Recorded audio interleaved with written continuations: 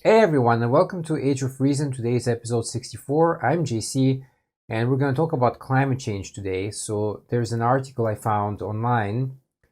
I can't remember where it comes from actually, but it says the age of stability is over and coronavirus is just the beginning. So, I think the coronavirus is kind of a good dress rehearsal. It affected millions of people. Economies have shut down not completely, let's be honest there, but partially. And you can see that the damage that it did. Whilst coronavirus will eventually pass, the climate crisis will only become more pronounced, warns Wolfgang Knorr, senior research scientist at Lund University. Humanity has only recently become accustomed to a stable climate. For most of its history, long ice ages punctuated with hot spells alternated with short, warm periods. Transitions from cold to warm climates were especially chaotic, yes, but the rate at which those events happened was not so fast. Most of these events, they took 100, 200,000 years to kind of unfold. It was gradual change, and life on the planet could adjust to those changes for most of the time. Okay? So, unless it's really a catastrophic change, then no. But we're changing the atmosphere, composition of the atmosphere so rapidly right now that the changes that usually took 100,000 years perhaps, they now happen in 10 years or 20 years. So instead of many generations, within one generation now. And that's why it's worrying. Then, about 10,000 years ago, which was roughly the last ice age, the Earth suddenly entered into a period of climate stability modern humans had never seen before. But thanks to accelerating emissions of carbon dioxide and other greenhouse gases, humanity is now bringing this period to an end. The loss of stability could be disastrous. I would say would be disastrous. We know it will be. We're doing everything possible to head in that direction right now. If the coronavirus pandemic can teach us anything about the climate crisis, it's that our modern interconnected global economy is much more vulnerable than we thought, and we must urgently become more resilient and better prepared for the unknown. So, this is absolutely true. When the coronavirus started, let's say, started spreading out of China towards other parts of Asia and then eventually Europe and the US, what I said at the time is that, wow, look at all these countries. They are completely unprepared for something like that. The beds were immediately filled. There were not enough beds, not enough ventilators. All the panic started. Absolutely unprepared for something like that. But imagine if the coronavirus was 10, 100, 1,000 times worse. Instead of having, I don't know how many infected there are right now as of this moment, let's say, let's put it up a little bit to 10 million people infected right now in the world. Well, imagine if that was not 10 million people, but 100,000 million people or a billion people. The healthcare industry would simply not be able to cope with such an amount. After all, a stable climate underpins much of modern civilization. About half of humanity depends on stable monsoon rains for food production, and so, thanks to climate change, these monsoon areas are sometimes changing, and the period is also changing. So it might come a week earlier or a week later, and that can have very, very drastic effects on the agriculture there. Many agricultural plants need certain temperature variations within a year to produce a stable crop, and heat stress can damage them greatly. We rely on intact glaciers or healthy forest soils to store water for the dry season. Heavy rains and storms can wipe out the infrastructure of whole regions, and these type of extreme events, the frequency is likely to increase as we have a warmer climate. So they mention here a couple of things that will happen with increased temperature. So for example, the heat waves, of course. So people kind of, you know, they think like breathing problems like asthma, etc. That's from climate change, and that's true. That's from pollution. But heat wave is kind of the obvious one. It's getting hotter, so we get heat waves. So what happens here is that in 2018 there was a prolonged drought that hit Europe and decimated the potato harvest in the region.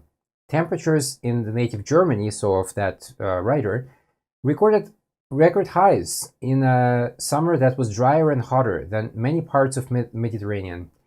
Climate models had predicted Europe's most extreme heat increases would occur in Greece, Turkey, and the Ukraine, so the odds of such a heat wave seemed impossibly low. And yet, only 1 year on, in 2019, Western Europe was struck by another impossible heat wave in Germany, the temperatures reaching 40 degrees Celsius, which is insane, okay? I mean, I'm dying when it's like 25 outside. I'm really, really bad with heat, so but 40 is like extreme, okay? The record of the previous year was broken twice. Even in the Netherlands, known for its cool sea breeze, even at peak summer, peak temperatures exceeded a searing 39 degrees Celsius. And so here they mention the huge wildfires in Australia. So of course, at the beginning of the year, 2020, we saw that. There was this photo from the space station as well. Pretty much like Australia just looked on fire. Literally everywhere was on fire.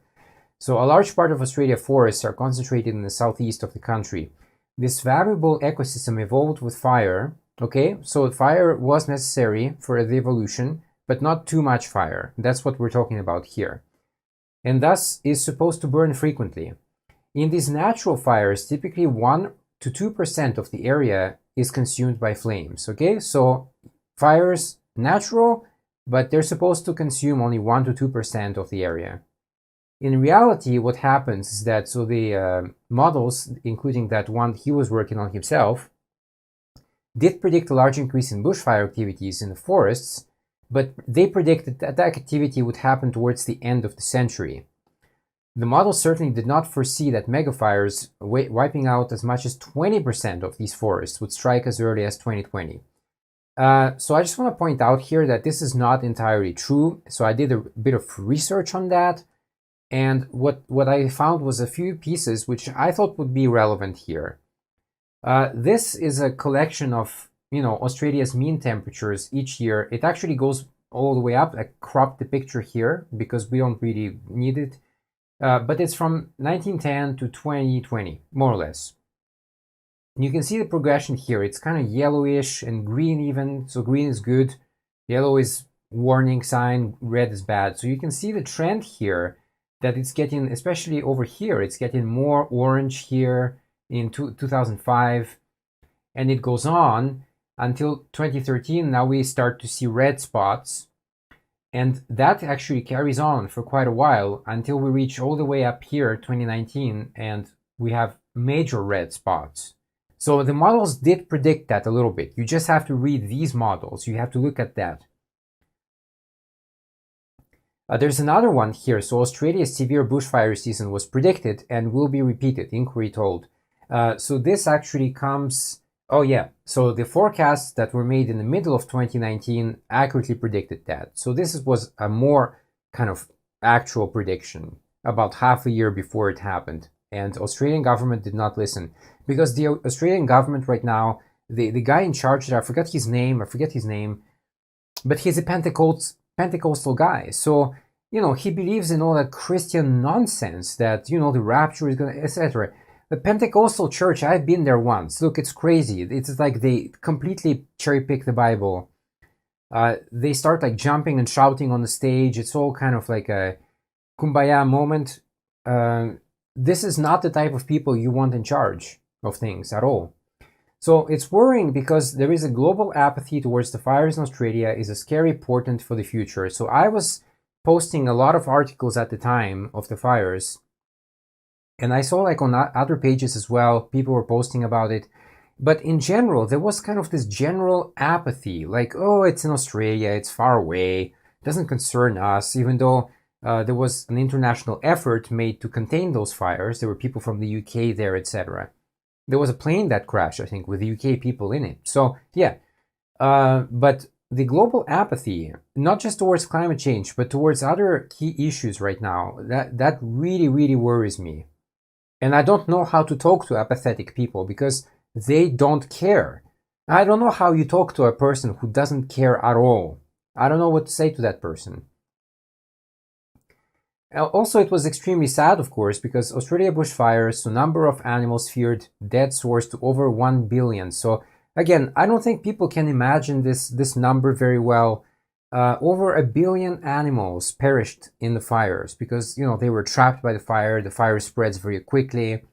There is like smoke inhalation, etc. I really, really don't think people realize the toll of that. I don't, we always kind of picture humans like, oh yeah, if like 1 billion people died, oh, we would definitely take action. 1 billion animals die, and it's like, who cares, and again, we're talking about people, about apathy. These are people who don't care. So again, I don't know how to communicate with people who don't care. So this one is one of many pictures. This was German tourists taking a selfie in Sydney while wearing a face mask due to heavy smoke. So, these are the people. I need my haircut. Where's my sports on TV? These are the type of people, and they're extremely selfish, and I don't know how to talk to these people at all. So this is a good example here. It's smoke.